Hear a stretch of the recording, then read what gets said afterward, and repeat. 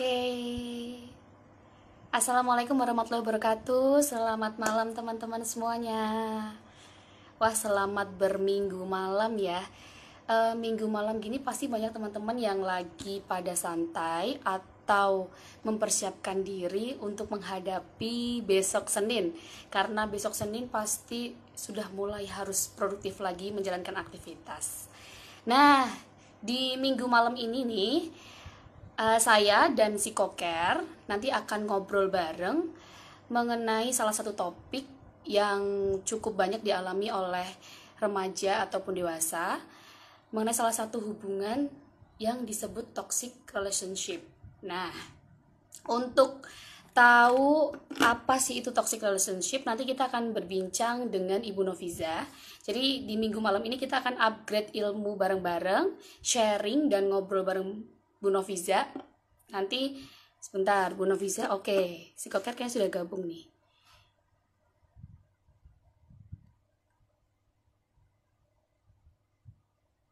Oke.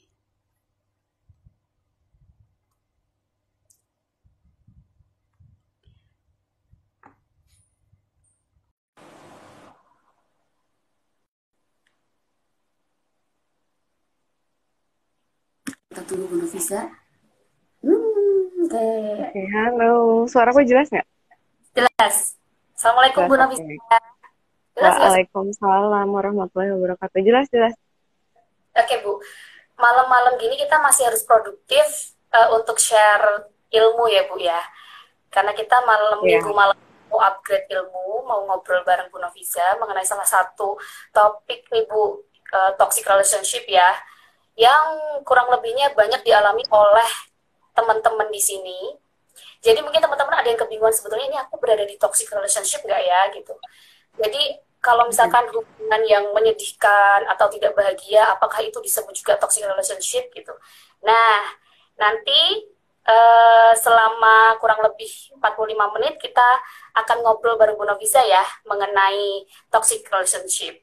Jadi Iya, ngobrol santai sambil teman-teman kalau sambil mau ngopi gitu ya, ngemil-ngemil, ngopi-ngopi gitu ya. ya Boleh, sambil karena boleh, boleh. di minggu malam ini mereka lagi pada santai-santai Bu, karena kan besok Senin tuh. Jadi mereka mempersiapkan energi mereka nih untuk supaya besok bisa produktif lagi berkegiatan gitu. Oke, Jadi ya eh bisa dimulai sekarang ya Bu ya. bisa? Oke, Eh, mau terus saya dimulai persilakan sekarang? menyampaikan mengenai toxic relationship. Oke. Ini kolom komentarnya mau kita on atau off Deh, dulu? kita nonaktifkan dulu. Oke, sudah. Oke ya, oke kita nonaktifkan dulu supaya teman-teman semua juga bisa fokus mendengarkan sambil nyantai-nyantai. Oke, di sini kita akan bahas tentang toxic relationship ya Jeng ya. Kemarin Ya, kita sudah share di flyer kita di Psikoker bagi teman-teman yang mau cerita. Ada beberapa yang kita pilih untuk dibacakan di sini atas izin mereka juga dan atas persetujuan mereka bahwa identitas tidak disebutkan ya, sehingga dijamin kerahasiaannya oleh psikoker. Gitu. Yang pertama saya mau menjelaskan dulu tentang toxic. Nah, toxic banyak yang sekarang lagi tren ya toxic. Toxic. Apa sih toxic? Toxic itu adalah racun ya. Toxic kan racun. Kalau toxic relationship berarti hubungan yang udah ada racunnya nih atau hubungan yang sudah tidak sehat, hubungan yang sudah saling menyakitkan satu sama lain, hubungan yang udah mengarah ke ada perasaan saya nggak bahagia, saya tidak diperhatikan, saya kok tidak nyaman dengan hubungan ini. Relationship itu sendiri juga ada yang formal, ada yang informal. Misalnya kayak atasan dengan bawahan bisa nggak toxic? Bisa selagi dia ada relasi. Ya, sekarang jadi apapun itu luas sekali. Cuman kita di sini lebih persempit dengan pasangan ya, toxic ya relationship terhadap pasangan gitu pasangan. ya. Bahwa setiap relasi yang harus kita ketahui, setiap relasi itu memiliki potensi untuk berkonflik. Itu ya, Jang. Setuju ya? Bahwa Kesetujuan. uh, siapapun itu, anak kembar sekalipun, karena uh, kita diciptakan juga berbeda-beda sekali karakternya. Nggak mungkin ada orang yang punya karakter yang sama, persis, plek. Nggak mungkin juga kita bisa memahami orang lain 100%, orang lain bisa memahami kita 100%. Itu butuh effort yang luar biasa buat mencapai ke situ ya. Banyak sekali skill yang tidak kita pelajari selama ini. Di sekolahan itu nggak dapat skill menyelesaikan permasalahan dengan orang, memahami karakter. Kita sendiri yang psikologi aja itu kadang masih kesulitan untuk memahami karakter satu individu aja. Kita harus tes, harus ini prosedurnya banyak sekali untuk memahami satu orang karakter. Apalagi yang basicnya mungkin bukan dari psikologi, pasti susah sekali untuk memahami karakter, sehingga punya potensi untuk toksik itu banyak ya. Kemudian di sekolah juga, baik di sekolah maupun di rumah, kita juga tidak diajarkan bagaimana sih jadi pribadi yang oke untuk nanti kita berpasangan, untuk kita nanti menjadi suami atau menjadi istri. Nggak ada sekolahnya juga, sekolah menjadi suami, sekolah menjadi istri. Sekolah menjadi orang tua, menjadi ayah, menjadi ibu juga nggak ada. Jadi kita otodidak nih, coba trial error.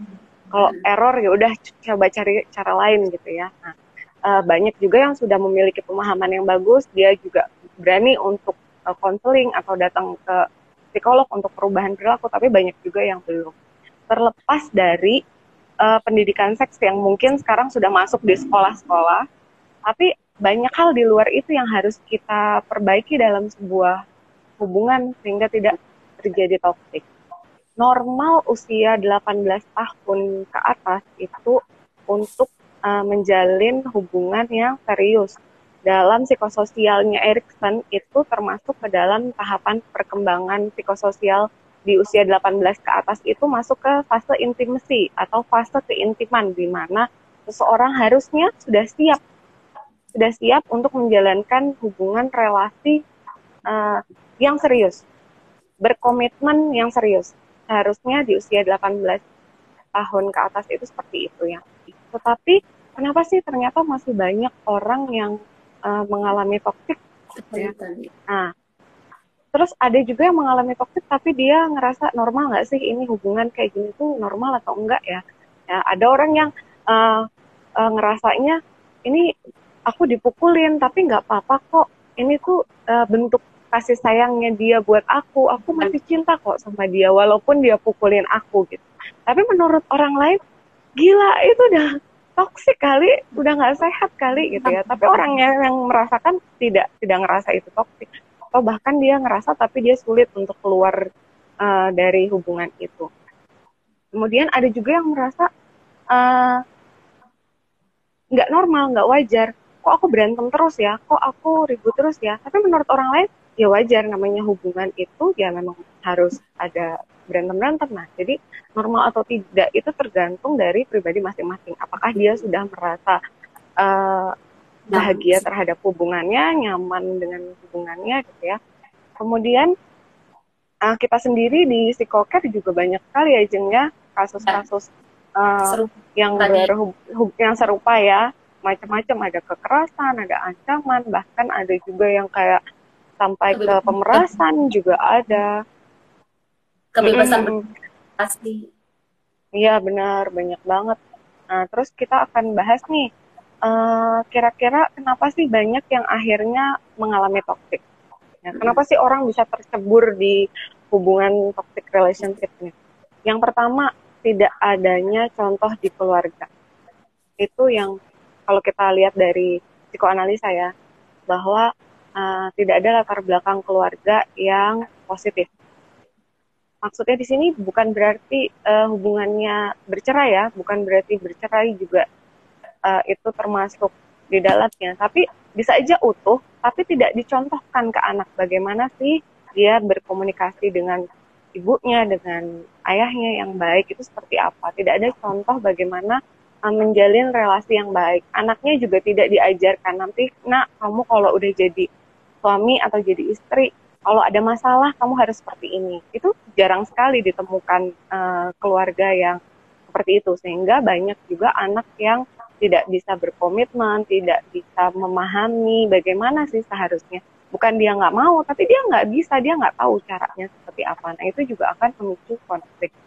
Kemudian yang kedua juga belum memahami arti sebuah peran. Jadi nih, kalau kita bahas di psikososial tadi, Erikson, bahwa ada hubungan 18 ke atas itu kan fase keintiman, fase intimasi. Tapi sebelum orang memasuki fase intimasi, dia harus melewati fase sebelumnya, yaitu fase pencarian jati diri atau fase identity. Jadi nggak mungkin dia bisa lompat ke fase keintiman kalau jati dirinya dia sendiri belum tahu. Dia belum tahu siapa dirinya. Dia belum tahu apa sih yang dia mau, apa sih tujuan dia ke depan, apa sih harapan-harapan dia terhadap hidup. Bagaimana sih dia nanti kalau mencari pasangan itu dia harus cari yang seperti apa. Kalau dia udah tahu karakternya dia akan mencari pasangan yang klop gitu ya, yang bisa saling menutupi satu sama lain. Kalau di fase itu dia gagal, ada krisis, ada masalah di situ, dia pasti juga akan bermasalah di fase-fase berikutnya. Cara teorinya seperti itu ya. Nah, kemudian yang dimaksud adalah belum memahami arti sebuah peran. Yang pertama, peran utama itu adalah peran diri sendiri yang tadi ya, harus memahami diri sendiri. Belum lagi nanti peran berikutnya. Dia peran sebagai kakak, peran sebagai adik, peran sebagai ayah, peran sebagai ibu, peran sebagai istri, menantu, mertua, dan seterusnya. Ya, banyak sekali peran di dalam kehidupan kita. Kalau satu bermasalah, kita akan bermasalah ke peran-peran yang berikutnya. Kemudian yang berikutnya adalah salah kaprah dalam menilai sebuah hubungan. Apalagi di zaman sosial media ya, remaja-remaja zaman sekarang. Sosial media sangat merusak nilai arti sebuah hubungan. Apa sih yang di pikiran anak-anak muda sekarang kan pokoknya enak-enak deh ya, indah-indah, romantisme, seks, apalagi paling yang gitu-gitu ya. Apalagi jangan coba yang anak muda aja. Ya, biasanya kalau mau lihat kalau di share di sosial media biasanya tentang hal-hal yang putar itu kan. Ya. Jadi mereka lebih cenderungnya punya hubungan, intinya ada pasangan, terus mereka bisa meluangkan waktu bersama, tapi tidak tahu memaknai atau kurang paham dalam memaknai suatu hubungan itu, menjalin komitmen yang seperti apa. Mereka kurang paham. Intinya mereka punya pasangan gitu aja kan. Biasanya. Ya, akhirnya mereka pengen disayangi, pengen diperhatiin. Ya, jadi ketika kita udah punya pemikiran itu dari alam bawah sadar kita udah punya ekspektasi tuh. Oh, berarti kalau saya punya pasangan, dia akan merhatiin, dia akan sayangin, dia beliin kado, dia ngajak ke restoran misalnya. Dia pokoknya yang indah-indah terus. Ketika dia punya pasangan, ternyata tidak sesuai dengan ekspektasinya. Orangnya cuek, nggak gampang mengungkapkan perasaan. Nah, ketimpangan ini yang akhirnya membuat seseorang stres, membuat seseorang tidak nyaman, membuat seseorang merasa hubungannya tidak sehat karena harapan dia itu udah besar duluan, ternyata pasangannya tidak seperti itu, bahkan saling menyakiti satu sama lain. Kemudian apalagi yang ini ya, apalagi kalau udah menikah ya, jadi udah tahu banget tuh, wah ini kayaknya salah deh aku mengartikan sebuah hubungan nih, kayaknya nggak seperti yang aku duga sebelumnya. Banyak yang kasus-kasusnya seperti itu, sehingga akhirnya sekarang juga apalagi pandemi nih, perceraian meningkat drastis karena orang di dalam rumah aja dengan karakter yang aslinya. Biasanya kan di rumah tuh habis kerja pulang cuma sebentar, interaksi tidur. Sekarang full, dia keluar semua asli-aslinya, yang asli-aslinya, sehingga ya udah berkonflik lah di situ, sehingga pengadilan juga penuh. Kemudian ciri yang berikutnya tidak ada komunikasi yang positif lagi. Seringnya kode-kodean aja nih. Kamu tuh ngertiin aku dong. Aku kan udah ngertiin kamu. Padahal menurut pasangannya juga nggak tahu. Nih, ngertiin yang dimaksud ngertiin itu apa? Perasaan aku udah ngertiin gitu ya. Isinya kode-kodean, komunikasinya tidak terbuka lagi. Jadi pasangan juga nggak ngerti komunikasinya udah tertutup atau negatif. ya di situ. Kemudian yang berikutnya selalu menyertakan emosi negatif di dalamnya. Jadi sedikit-sedikit marah, sedikit-sedikit temperamen, sedikit-sedikit saling menyalahkan, mempertahankan ego masing-masing. Nah itu udah masuk ke emosi negatif di dalamnya. Kalau ada masalah sedikit nih, saling serang, saling adu kekuatan masing-masing. Ini udah dibilang toxic relationship. Jadi udah tidak ada lagi keinginan untuk yuk ada masalah kita duduk bareng selesaiin sama-sama. Udah nggak bisa kayak gitu. Kalau udah toxic biasanya sudah saling serang. Jadi tidak bisa menyelesaikan permasalahan dengan baik. Kemudian yang berikutnya kompetisi saling. Kompetisi saling. Jadi kompetisi saling ini kalau dia cuek ya udah aku juga bisa kok lebih cuek dari dia. Oh dia posesif, aku harus lebih posesif. Dia aja tahu passwordku, aku harus tahu dong passwordnya gitu ya. Dia aja ngatur-ngatur aku ya harus bisa ngatur dia. Atau misalnya yang udah bekerja punya penghasilan besar, dia kok penghasilannya besar, aku harus lebih besar dari dia, aku nggak boleh di bawahnya dia. Nah, itu udah masuk kompetisi, udah nggak sehat. Padahal hubungan yang sehat yang seharusnya kan saling support satu sama lain, saling explore apa yang dia miliki, potensi yang dimiliki pasangannya, saling dukung. Kalau pasangannya maju harusnya dia bahagia. Ketika pasangannya maju dia nggak bahagia, itu kan udah ada suatu kesalahan di situ. Kemudian ciri yang berikutnya tidak segera menyelesaikan masalah. Biasanya orang-orang yang ada toxic ini menyelesaikan masalahnya karena dia tidak punya kemampuan untuk menyelesaikan masalah. Jadi menyelesaikan masalahnya itu dengan cara yang instan aja, yang cepat deh. Misal pasangannya marah, deh dia kan seneng bunga, kasih aja bunga lah nanti diem. Padahal di situ harusnya kan saling belajar. Oh kalau ada masalah ini harusnya diselesaikan dengan cara seperti ini. Kalau ada permasalahan yang berbeda lagi diselesaikan dengan cara yang berbeda. Tapi kadang orang memilih jalan instan aja. Yaudah yang penting dia diem deh, dirayu atau diapain, yang penting selesai, udah. Padahal masalah itu menumpuk, tidak terselesaikan, menumpuk dan terulang-ulang, cenderung akan terulang-ulang. Karena kenapa? Karena tidak diselesaikan. Dari awal kalau ada masalah, harus diselesaikan per masalah. Jadi ketika selesai masalahnya, dia kalau ada menemukan masalah baru, dia bisa belajar dari apa yang sudah didiskusikan. Kemudian tidak ada lagi rasa percaya, penuh ancaman. Banyak sekali yang mengalami ancaman-ancaman biasanya ya. Kalau kamu kalau kita putus nanti begini ya, itu udah penuh ancaman. Atau juga adanya kekerasan fisik adanya kekerasan baik fisik maupun psikologis. Nah ini udah ciri-ciri yang tadi saya sebutkan itu dia udah termasuk dalam toxic relationship. Kalau dari cerita saya tadi, kira-kira ada nggak di sini yang mengalami hal itu? Mungkin boleh dibuka kolom komentar. Ada nggak ya yang mengalami toxic relationship ciri-cirinya? Kira-kira ada nggak yang mengalami tadi? Ya, ada saling berkompetisi gitu ya Bu. Terus kemudian malah cenderungnya tidak ada komunikasi, jadi apapun diselesaikan secara instan. Yang penting pacarku udah nggak marah gitu kan ya. Ada nggak nih teman-teman dalam berhubungan dengan pasangannya, menjalin hubungan dengan pasangannya, mengalami hal serupa tadi yang sudah saya sampaikan? Ada nggak? Atau mungkin ada yang pernah mendapat ancaman, terus kemudian biasanya kalau yang mengalami masalah itu emosi negatif ya Bu ya, sering marah, terus kemudian atau malah kayak yang tadi saya jelaskan, kayak kode-kodean aja isinya, komunikasinya tertutup, tidak berani untuk mengungkapkan. Atau boleh kita bacakan yang curhatannya yang dari psikoker kemarin? Oh, jadi langsung aja kita ini ya Bu, bacain kasus yang cerita teman-teman sambil nunggu. Jadi kemarin itu teman-teman, kita kan sudah open curhat online di Instagram Psikoker. Nah, beberapa cerita yang masuk itu akhirnya kita ambil 3 cerita yang mewakili ya Bu ya. Karena kurang lebih punya cerita yang hampir sama.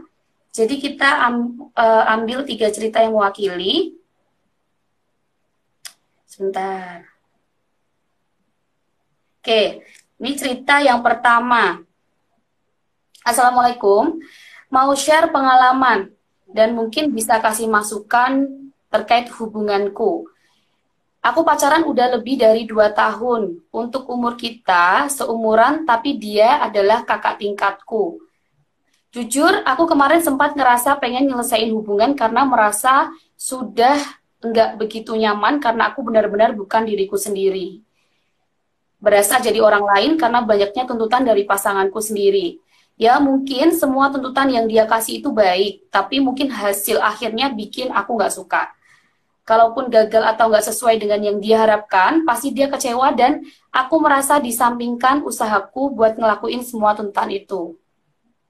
Jadi ini ceritanya kurang lebih si perempuan ini Bu dituntut atau kebebasan berkehendaknya itu dibatasi oleh pasangannya. Terus kemudian dia nih bingung bagaimana cara menyikapi pasangannya dan apakah hubungan yang dia sampaikan tadi itu masih normal saja atau sudah masuk ke dalam toxic relationship gitu Bu. Ya, Gimana? sesuai tadi yang saya sudah jelaskan ada ya, sepertinya ya, kalau hubungan yang sehat itu adalah hubungan yang saling support satu sama lain. Ya, saling mendukung. Seneng kalau pasangannya seneng. Kuncinya itu. Kalau kita udah ada persaingan di situ, udah ada batasan yang ini statusnya pacaran ya? Iya, statusnya Statusnya pacaran. pacaran.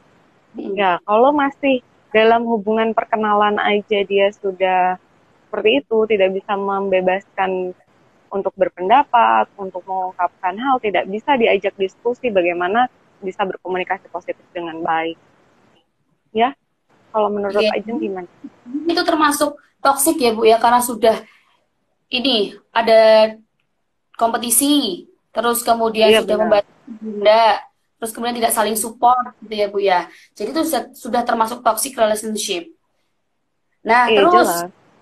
kira-kira nih Bu, kalau dalam menghadapi hubungan semacam itu yang pasangannya menuntut gitu, kira-kira si perempuan ini harus bersikap seperti apa Bu?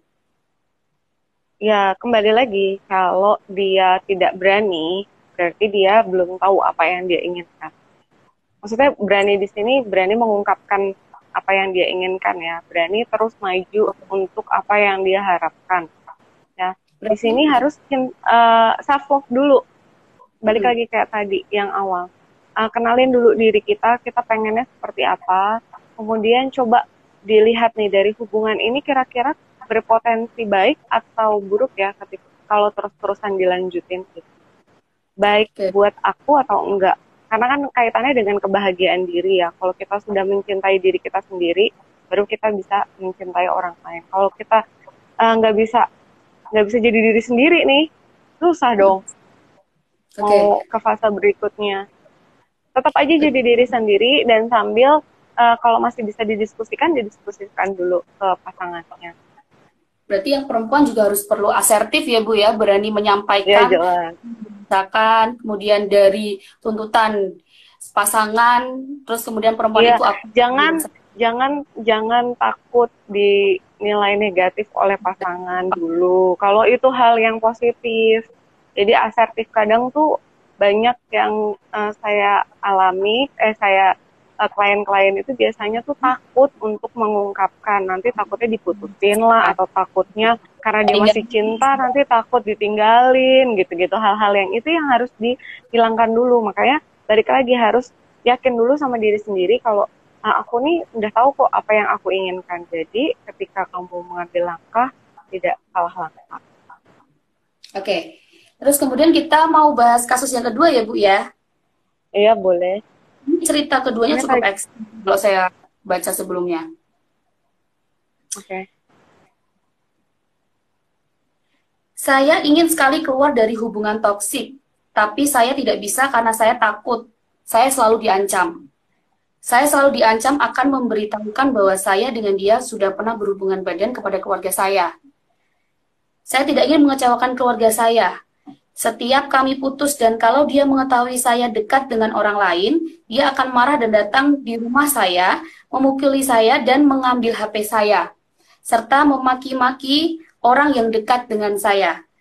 Bukan hanya itu, dia pernah mengancam saya akan membunuh saya jika jika saya punya pacar baru.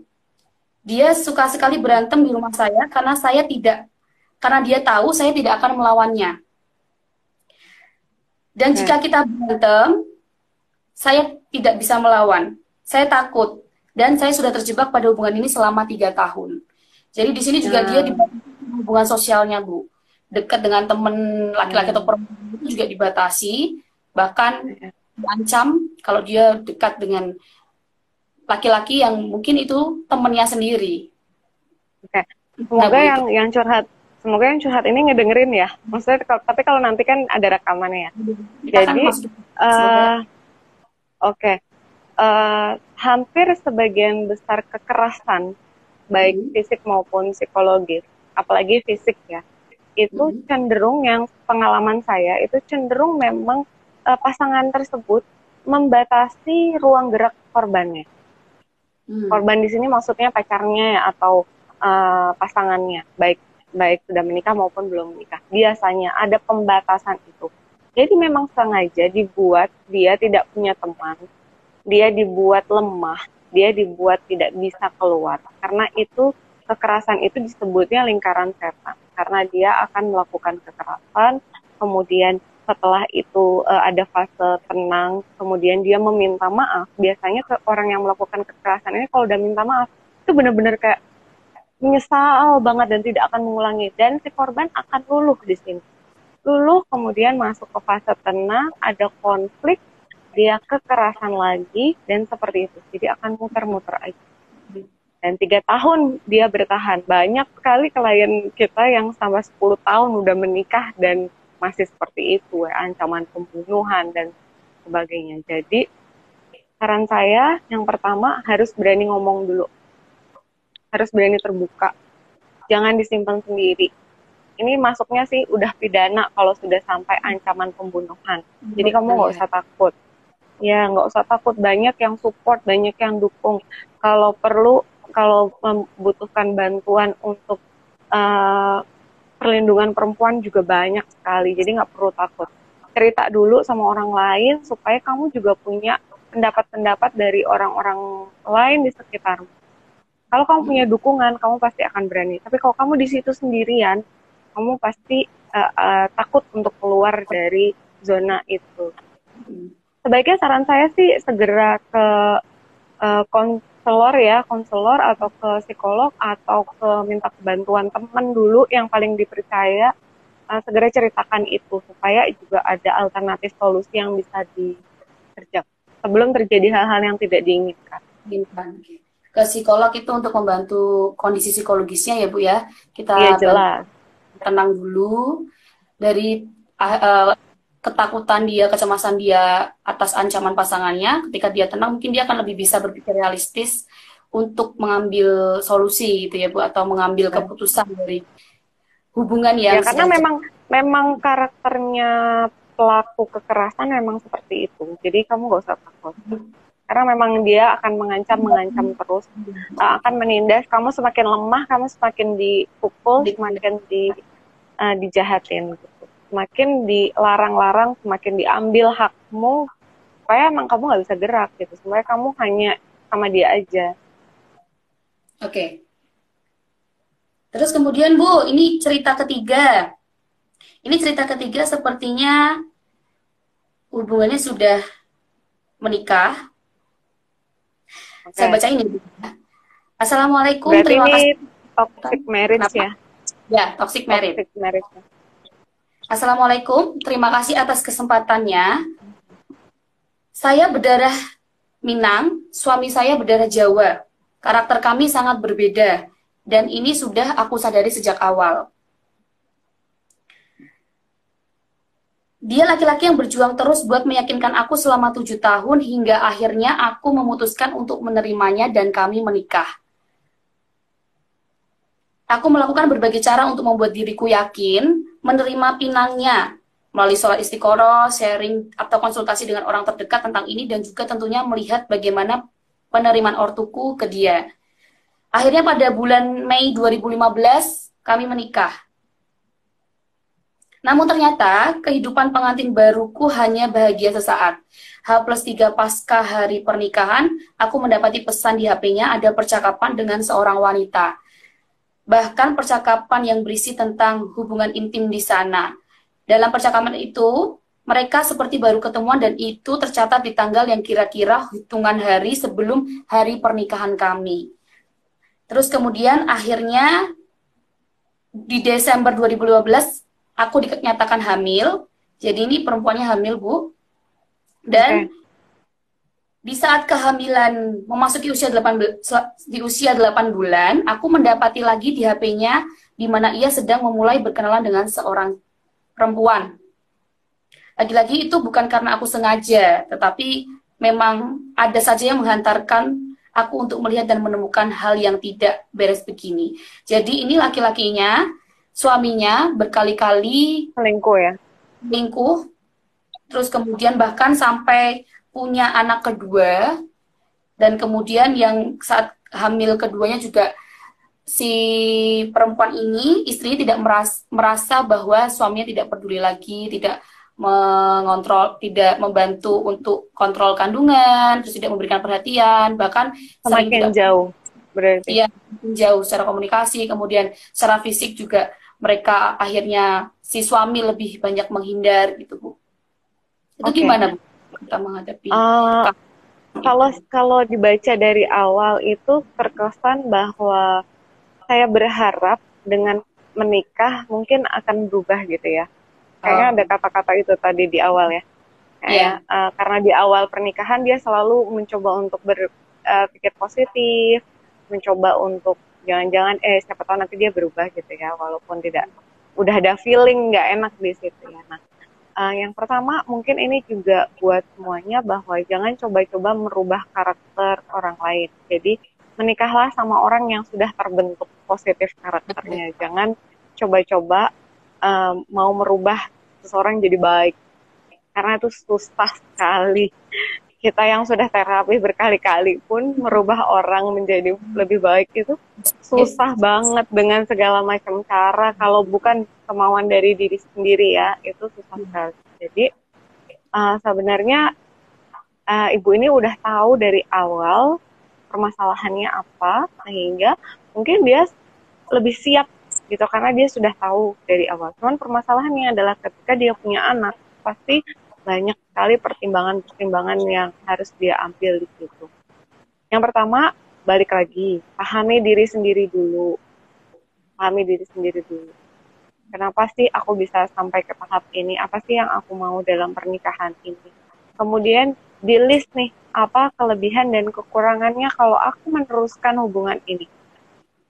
Jadi ditulis nih, kalau aku meneruskan kira-kira positifnya apa, negatifnya apa. Kalau aku cerai kira-kira positifnya apa, negatifnya apa.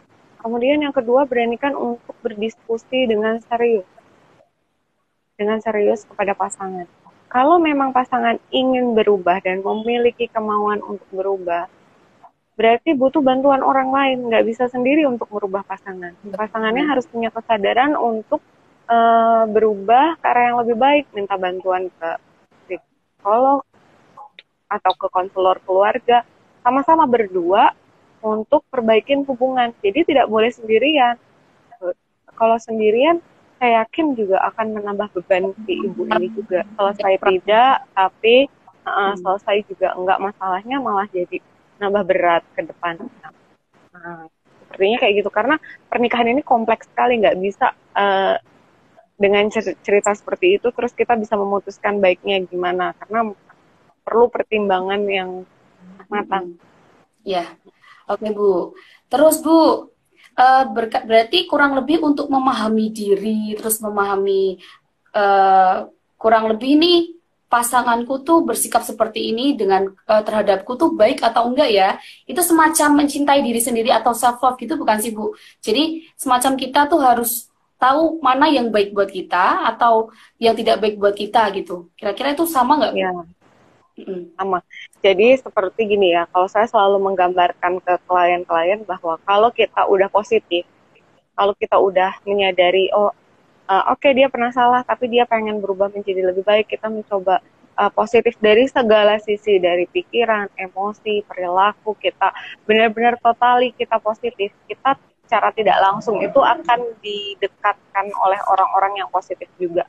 Atau kalaupun kita didekatkan oleh orang negatif, kita bisa tahu, oh ini kayaknya nggak tepat nih buat aku gitu.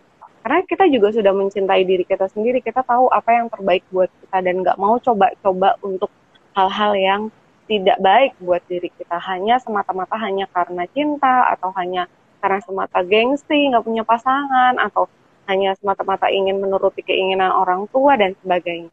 Kalau kita udah punya pendirian yang kuat dari dalam diri, kita akan perjuangkan itu. Ya. Berarti kalau kita sudah mencintai diri kita sendiri, itu secara otomatis kita lebih mudah dalam memahami atau membaca, misalkan ada tanda-tanda negatif gitu ya Bu dari suatu hubungan, sehingga akhirnya kita bisa berani untuk ambil keputusan atau berani untuk menyelamatkan diri gitu ya Bu ya. Kalau kita sudah Ya kurang punya lebih seperti itu. rasa mencintai diri sendiri.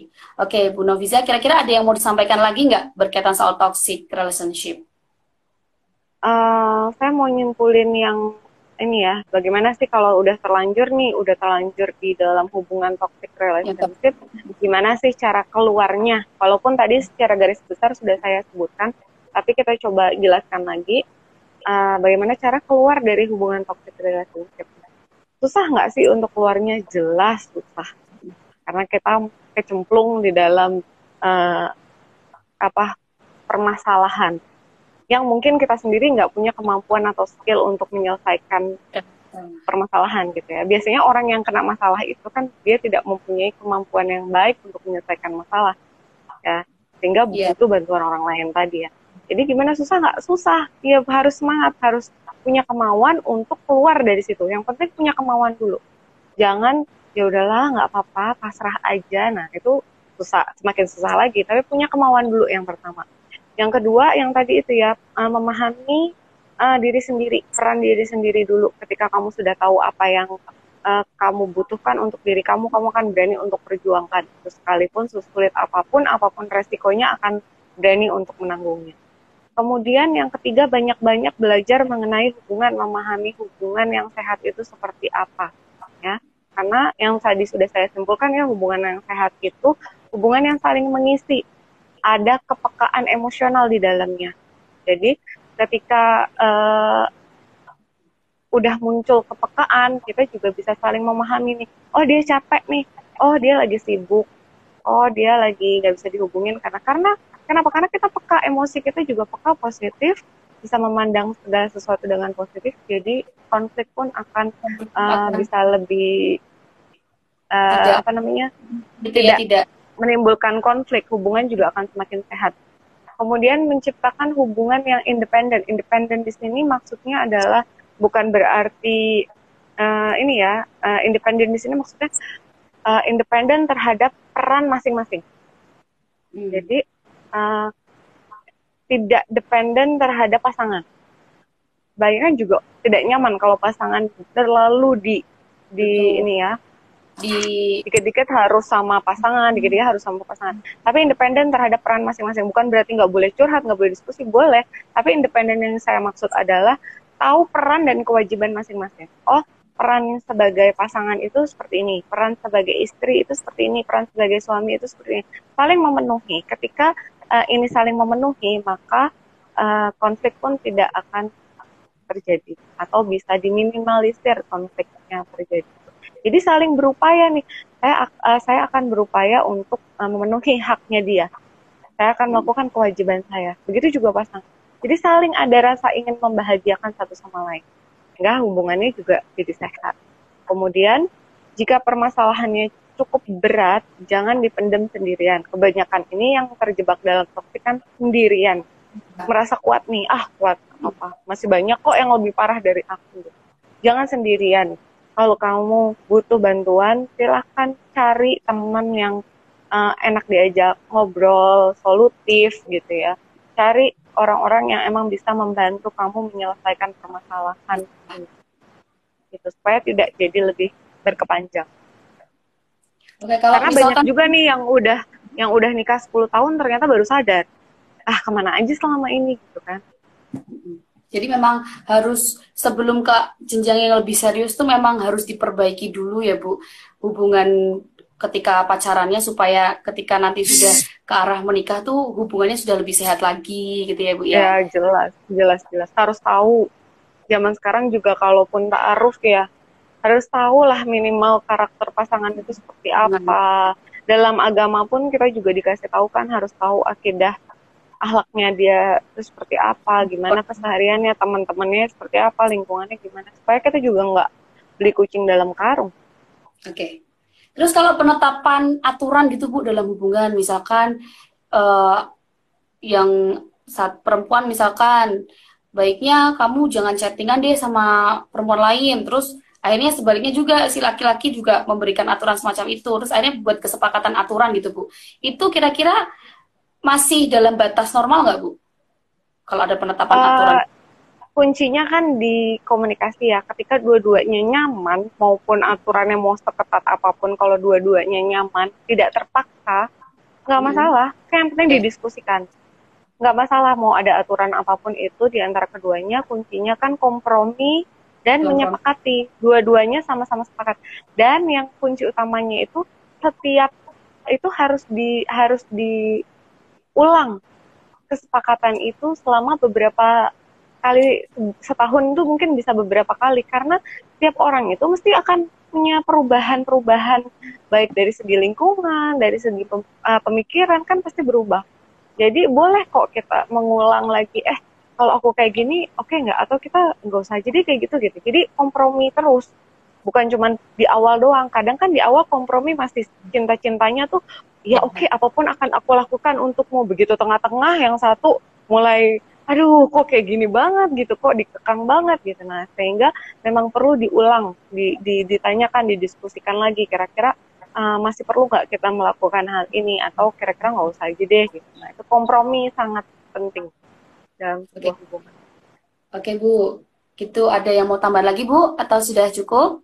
Nggak ada, kayaknya tadi tuh pas awal-awal ada yang nanya ya, coba deh Tanya. dicek Nah, saya coba. komentar. Oke, kira-kira teman-teman ada yang mau tanya nggak? Saya buka sesi pertanyaan nih terkait hubungan toxic relationship. Kira-kira ada teman-teman yang mau tanya atau Tadi yang mungkin di share? awal siapa gitu ya tadi ya, ada yang nanya kok saya baca. Oh, nih ada. Mau nanya dong Bu, gimana ya cara meredam emosi dalam menghadapi pasangan?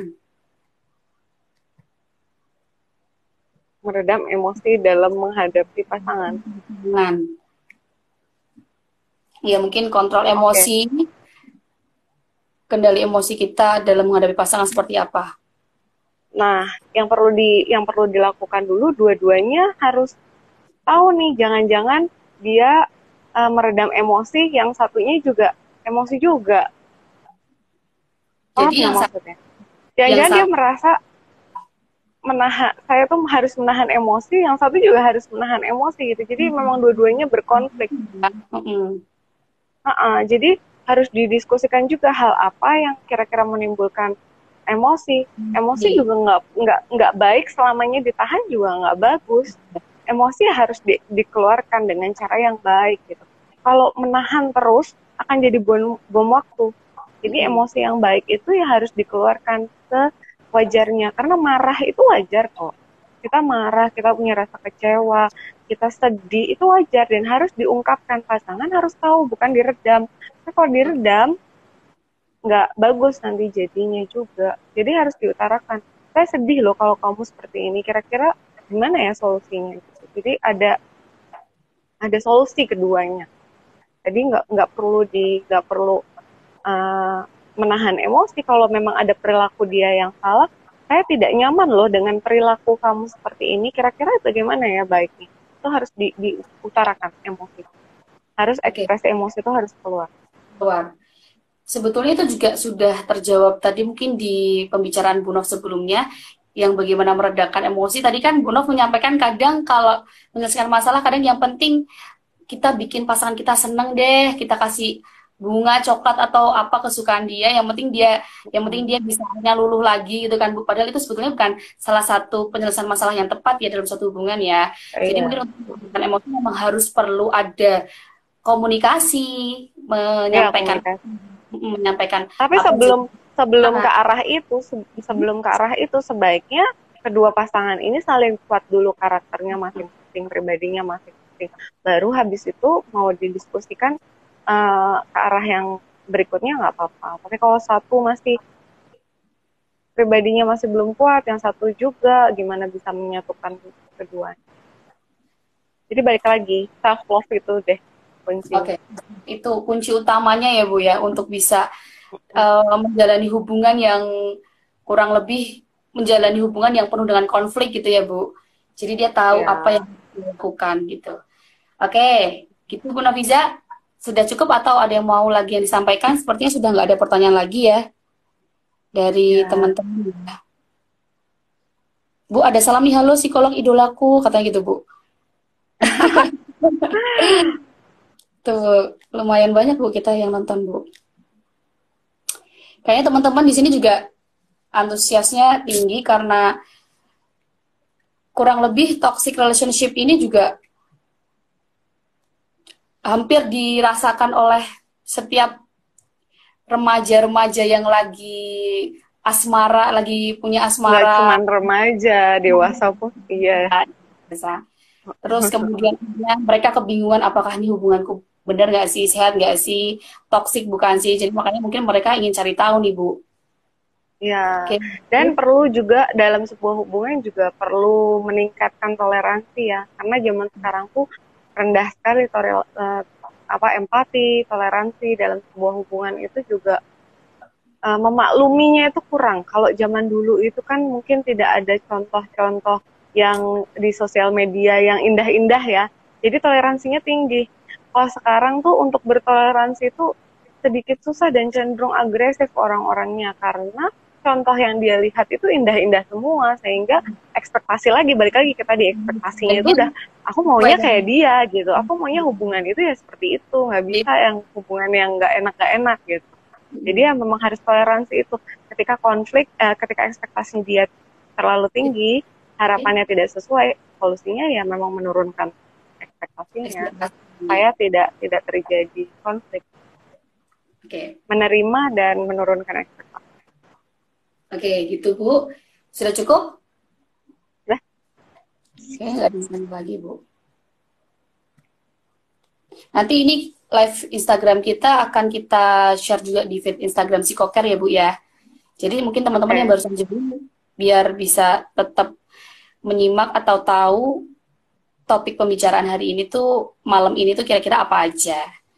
Oke, jadi langsung aja saya simpulkan ya Bu ya dari apa yang disampaikan Bu Novisia tadi ya. Oke. Oke, jadi karena kita ini kan bahas toksik, artinya hubungan yang beracun, hubungan yang tidak sehat, yang kurang lebih punya ciri-ciri yang pertama tidak ada komunikasi yang efektif dalam hubungan itu sendiri. Yang satu lebih Hmm. dominan. Terus kemudian menyertakan emosi negatif dalam setiap permasalahan yang dialami. Kemudian ada kompetisi. Kemudian penuh ancaman bahkan sudah sampai kekerasan fisik. Terus juga satu lagi membatasi ruang atau kehendak dari salah satu pasangan. Gitu ya Bu ya. Betul Tapi Bu? yang itu yang betul, tapi yang terakhir kayak membatasi ruang atau ini kalau dalam pernikahan beda lagi ya. Maksudnya kan Oke. dalam pernikahan juga kan tetap ada haknya suami untuk dituruti oleh istri.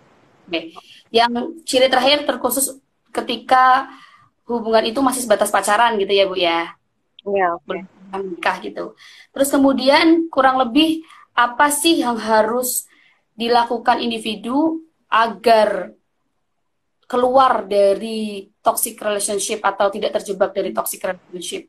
Yang pertama, harus meningkatkan rasa empati dan toleransi. Terus yang kedua, pahami diri, mencintai diri sendiri. Ketika kamu sudah bisa memahami dirimu, apa yang baik buat kamu dan apa yang tidak baik buatmu, kamu jadi tahu bagaimana aku harus bersikap dan menyelesaikan masalah. Terus kemudian ada kompromi, terus memahami hubungan yang sehat itu seperti apa dan saling mensupport satu sama lain. Gitu ya, Bu ya. Oke. Terus Bu, kira-kira nih ada quotes gak Bu untuk malam ini yang mau disampaikan ke teman-teman atau apa ya, pesan-pesan sebelum saya menutup talk show pada malam hari ini? Ya itu aja. Pilih pasangan yang emang sudah punya karakter yang tepat buat diri kamu, bukan mengharapkan dia berubah untuk kamu. Oke. Karena merubah orang lain itu susah sekali. Oke. Jadi teman-teman, kalau mau pilih pasangan harus dilihat dulu bagaimana karakternya. Terus kemudian jangan langsung asal ya deh karena dia ganteng gitu ya Bu. Karena ganteng aja nggak cukup ya Bu ya. Tuh. Perlu apa, Jang? Apa? Perlu apa kira-kira? Oke. Kalau dari saya quotes untuk teman-teman semua yang nonton nantinya atau yang sedang nonton sekarang, bahwa setiap orang itu berharga ya Bu ya. Jadi kamu, kita semua itu berhak diperlakukan secara berharga oleh orang lain. Jadi mencintai diri sendiri itu juga menjadi salah satu langkah pencegahan supaya kamu tahu apa sih yang baik buat aku, terus kemudian apa sih yang harus aku hindari, apa sih yang harus aku teruskan gitu ya. Sehingga ketika kita sudah mencintai diri kita sendiri, kita tahu kalau ada sinyal-sinyal yang tanda-tanda negatif dari suatu hubungan tuh kita segera tahu apa sih menyelesaikannya. Itu Bu. Itu teman-teman semuanya. Nah, kira-kira nih kalau teman-teman punya kasus serupa terkait toxic relationship dan butuh intervensi atau penyelesaian, curhat dengan psikolog atau konselor, teman-teman bisa datang ke Psikoker ya Bu ya, atau Ya, mungkin kalau yang Semarang ya, kalau Semarang dan sekitarnya bisa ke bisa ke Psikoker. Kami di Jalan Medoho City Park ya Bu ya. Atau mungkin kalau teman-teman pokoknya cari psikolog yang terdekat dari daerah teman-teman. Jangan mau untuk berkutat sendiri pada masalahnya, dipendam sendiri. Misalkan punya masalah, kemudian dari terdekat dulu mau cerita dengan teman boleh, tapi dirasa ketika sudah dengan teman kok masih kesulitan dan butuh bantuan profesional, boleh sekali datang ke psikolog terdekat. Terus kalau misalkan di luar Semarang, juga Psikoker kan ada layanan konsultasi online ya Bu ya. Jadi kami membantu teman-teman dalam konseling atau konsultasi secara online. Itu teman-teman. Terima kasih atas waktu teman-teman menonton. Kurang lebih berapa nih? Hampir 1 jam nih Bu kita ngobrol. Dan terima kasih juga untuk Bu Noviza sudah meluangkan waktunya, sudah menambah ilmu kalau kita. Kalau mungkin next ada live juga boleh, kalau ada yang mau saran, mau tema tentang apa gitu juga boleh DM ke kita atau langsung komen pengen bahas tentang apa gitu ya, karena sebetulnya ini live perdana kita ya Bu. Iya benar, ini pertama kali akhirnya punya kesempatan untuk live. Karena memang pandemi ini kita harus tetap sharing ilmu, upgrade ilmu, ya tetap memanfaatkan media sosial untuk bisa berbagi ilmu dan saling sharing. Itu ya Bu, jadi nanti teman-teman bisa kasih saran atau mungkin masukan terkait topik apa sih yang selanjutnya mau kita bahas ke Instagramnya Psikoker, karena nanti live ini akan kita posting di feed Instagram Psikoker. Gitu, ya, Bu. yang baru gabung nanti bisa ditunggu ini rekamannya. Oke. Itu Bu Noviza, terima kasih atas waktunya. Semoga teman-teman sehat, bahagia. Terus jangan tidur malam-malam teman-teman, karena besok sudah harus yang jomblo cepat dapat pasangan. Gitu. Bu, saya tersinggung. Oke teman-teman. Assalamualaikum warahmatullahi wabarakatuh. Selamat malam. Waalaikumsalam. Ciao.